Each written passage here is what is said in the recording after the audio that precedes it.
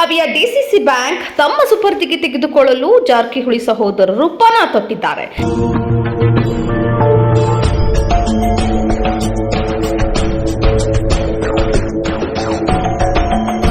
ಈ ಗುರಿ ಸಾಧಿಸಲು ಕೆಲ ತಾಲೂಕುಗಳಲ್ಲಿ ಎದುರು ಬದುರು ತಮ್ಮದೇ ಅಭ್ಯರ್ಥಿಗಳನ್ನು ಕಣಕ್ಕಿಳಿಸಿರುವುದು ಚರ್ಚೆಗೆ ಗ್ರಾಸವಾಗಿದೆ.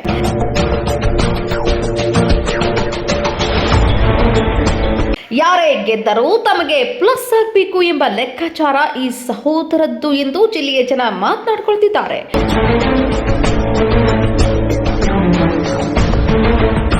ಸಹಕಾರ ರಂಗದ ಸಣ್ಣ ಸೊಸೈಟಿ ಚುನಾವಣೆಯೇ ಇರಲಿ, ಬೆಳಗಾವಿಯಲ್ಲಿ ಚುನಾವಣೆ ನಡೆಯುತ್ತಿದೆ ಎಂದರೆ ರಾಜ್ಯದ ಜನರ ಚಿತ್ತ ಬೆಳಗಾವಿಯತ್ತ ನೆಟ್ಟಿರುತ್ತದೆ.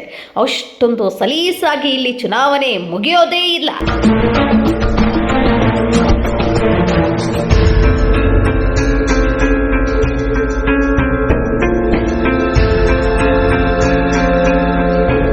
ಇತ್ತೀಚೆಗಷ್ಟೇ ಹುಕ್ಕೇರಿ ಗ್ರಾಮೀಣ ವಿದ್ಯುತ್ ಸಹಕಾರಿ ಸಂಘದ ಚುನಾವಣೆಯಲ್ಲಿ ಕತ್ತಿ ಮತ್ತು ಜಾರಕಿಹೊಳಿ ಕುಟುಂಬಗಳ ರಾಜಕೀಯ ಕಾದಾಟವೇ ಇದಕ್ಕೆ ಸಾಕ್ಷಿಯಾಗಿತ್ತು.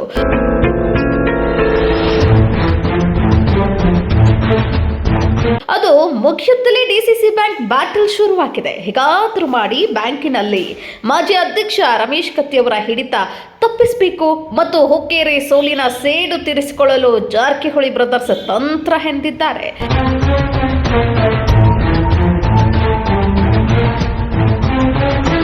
ಕೆಲ ತಾಲೂಕುಗಳಲ್ಲಿ ಜಾರಕಿಹೊಳಿ ಸಹೋದರರ ಆಪ್ತರೇ ಪ್ರತಿಸ್ಪರ್ಧಿಗಳಾಗಿದ್ದಾರೆ. ಕಿತ್ತೂರಿನಲ್ಲಿ ಜಿಲ್ಲಾ ಉಸ್ತುವಾರಿ ಸಚಿವ ಸತೀಶ್ ಜಾರಕಿಹೊಳಿ ಅಲ್ಲಿನ ಶಾಸಕ ಬಾಬಾ ಸಾಹೇಬ್ ಪಾಟೀಲ್ ಸಹೋದರ ನಾನಾ ಸಾಹೇಬ್ ಪಾಟೀಲ್ ಅವರನ್ನ ತಮ್ಮ ಅಭ್ಯರ್ಥಿಯಾಗಿ ಕಣಕ್ಕಿಳಿಸಿದ್ದಾರೆ. ಶಾಸಕ ಬಾಲಚಂದ್ರ ಜಾರಕಿಹೊಳಿ ಮಾಜಿ ಸಚಿವ ಡಿಡಿಬಿ ಇನಾಮದಾರ್ ಪುತ್ರ ವಿಕ್ರಮ್ ಇನಾಮದಾರ್ ಅವರನ್ನ ಚುನಾವಣೆಗೆ ನಿಲ್ಲಿಸಿದ್ದಾರೆ.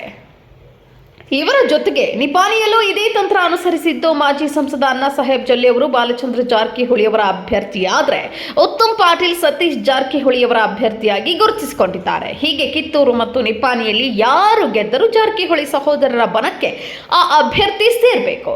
ವಿರೋಧಿ ಬಣಕ್ಕೆ ಯಾವುದೇ ಕಾರಣಕ್ಕೂ ಸೀಟ್ ಹೋಗಬಾರದು ಎಂಬುದು ಮಾಸ್ಟರ್ ಪ್ಲಾನ್.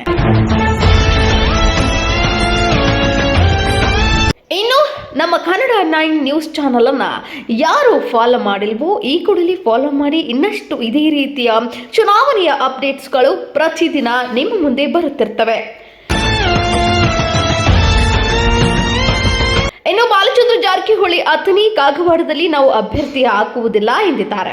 ಹಾಗಾಗಿ ಶಾಸಕ ಲಕ್ಷ್ಮಣ್ ಸವದಿ ವಿರುದ್ಧ ಮಾಜಿ ಶಾಸಕ ಮಹೇಶ್ ಕುಮಟಳ್ಳಿ, ಶಾಸಕ ರಾಜು ಕಾಗಿ ವಿರುದ್ಧ ಮಾಜಿ ಸಚಿವ ಶ್ರೀಮಂತ್ ಪಾಟೀಲ್ ಸುಪುತ್ರ ಶ್ರೀನಿವಾಸ್ ಪಾಟೀಲ್ ಅವರನ್ನು ಶಾಸಕ ರಮೇಶ್ ಜಾರಕಿಹೊಳಿ ನಿಲ್ಲಿಸಿದ್ದಾರೆ. ಹೀಗೆ ಜಾರಕಿಹೊಳಿ ಸಹೋದರರ ಭಿನ್ನ ವಿಭಿನ್ನ ನಡೆ ಕುತೂಹಲ ಮೂಡಿಸಿದೆ. ನಿನ್ನೆ ಬಾಲಚಂದ್ರ ಜಾರಕಿಹೊಳಿ ನೇತೃತ್ವದಲ್ಲಿ 7 ಅಭ್ಯರ್ಥಿಗಳು ನಾಮಪತ್ರ ಸಲ್ಲಿಸಿದ್ದು, ಅದರಲ್ಲಿ ಅಣ್ಣಾ ಸಾಹೇಬ್ ಜೊಲ್ಲೆ, ವಿಕ್ರಮ್ ಇನಾಮದಾರ್ ಕೂಡ ನಾಮಪತ್ರ ಸಲ್ಲಿಸಿದ್ದಾರೆ. ಈ ಇಬ್ಬರು ಬಾಲಚಂದ್ರ ಪೆನಲ್ನಲ್ಲಿ ಗುರುತಿಸಿಕೊಂಡಿದ್ರೆ, ನಿಪಾಣಿಯಿಂದ ಅಣ್ಣಾ ಸಾಹೇಬ್ ಜೊಲ್ಲೆ ವಿರುದ್ಧ ಸತೀಶ್ ಜಾರಕಿಹೊಳಿ ಅವರ ಬಲದ ಮೇಲೆ ಉತ್ತಮ್ ಪಾಟೀಲ್ ಕಣಕ್ಕೆ ಇಳಿದಿದ್ದಾರೆ. ಇನ್ನು ಕಿತ್ತೂರಿನಲ್ಲಿ ಸತೀಶ್ ಜಾರಕಿಹೊಳಿ ಅವರೇ ಅಭ್ಯರ್ಥಿಯಾಗಿ ಘೋಷಿಸಿರುವ ಬಾಬಾ ಸಾಹೇಬ್ ಪಾಟೀಲ್ ಸಹೋದರ ನಾನಾ ಸಾಹೇಬ್ ಪಾಟೀಲ್ ಸಹ ವಿಕ್ರಮ್ ಇನಾಮದಾರ್ ವಿರುದ್ಧ ಸ್ಪರ್ಧಿ ಆಗಿದ್ದಾರೆ. ನಾಮಪತ್ರ ಸಲ್ಲಿಕೆ ಬಳಿಕ ಮಾತನಾಡಿದಂತಹ ಬಾಬಾ ಸಾಹೇಬ್ ಪಾಟೀಲ್ ಸತೀಶ್ ಜಾರಕಿಹೊಳಿ ಅವರ ಬೆಂಬಲ ನಮಗಿದೆ, ಅವರೇ ಸ್ಪರ್ಧಿಸುವಂತೆ ಸೂಚಿಸಿದ್ರು. ಹಾಗಾಗಿ ಸ್ಪರ್ಧಿಸಿದ್ದು ತಾಲೂಕಿನ ರೈತರ ಕಲ್ಯಾಣವೇ ನಮ್ಮ ಗುರಿ. ಪಿಕೆಪಿಎಸ್ಗಳಿಗೆ ಸಾಲ ವಿತರಣೆಯಲ್ಲಿ ಸಾಕಷ್ಟು ತಾರತಮ್ಯ ಉಂಟಾಗುತ್ತಿತ್ತು, ಅದನ್ನು ಹೋಗಲಾಡಿಸಿ ರೈತರಿಗೆ ಅನುಕೂಲ ಮಾಡಿಕೊಡಲಾಗುವುದು. ಪಿಕೆಪಿಎಸ್ ಸದಸ್ಯರು ರೈತರ ಆಶೀರ್ವಾದ ಮತ್ತು ಸತೀಶ್ ಜಾರಕಿಹೊಳಿ ಅವರ ಸಹಕಾರದಿಂದ ನಮ್ಮ ಗೆಲುವು ನಿಶ್ಚಿತ ಎಂದಿದ್ದಾರೆ. ಇನ್ನು ಉತ್ತಮ್ ಪಾಟೀಲ್ ಮಾತನಾಡಿ, ಸತೀಶ್ ಜಾರಕಿಹೊಳಿ ಅವರನ್ನ ಭೇಟಿಯಾಗಿ ಮಾತುಕತೆ ನಡೆಸಿದ್ದೇನೆ. ಚುನಾವಣೆಗೆ ಸ್ಪರ್ಧಿಸಲು ಅವರ ಒಪ್ಪಿಗೆ ಪಡೆದು ನಾಮಪತ್ರ ಸಲ್ಲಿಕೆ ಮಾಡಿದ್ದೇನೆ. ನಮ್ಮ ತಂದೆಯವರು ಸುಮಾರು 50 ವರ್ಷಗಳ ಕಾಲ ಸಹಕಾರ ರಂಗದಲ್ಲಿ ಸೇವೆ ಸಲ್ಲಿಸಿದ್ದಾರೆ, ಅದು ನನ್ನ ಕೈ ಹಿಡಿಯಲಿದೆ ಎನ್ನುತ್ತಲೇ ಗೆಲುವಿನ ವಿಶ್ವಾಸ ವ್ಯಕ್ತಪಡಿಸಿದ್ದಾರೆ. ಒಟ್ಟಾರೆ ಜಾರಕಿಹೊಳಿ ಸಹೋದರರ ಬೆಂಬಲ ಯಾವ ಅಭ್ಯರ್ಥಿಗೆ ಇರುತ್ತದೆ ಎಂಬುದು ಈಗ ಯಕ್ಷ ಪ್ರಶ್ನೆಯಾಗಿ ಕಾಡುತ್ತಿರುವುದು ಮಾತ್ರ ಸುಳ್ಳಲ್ಲ.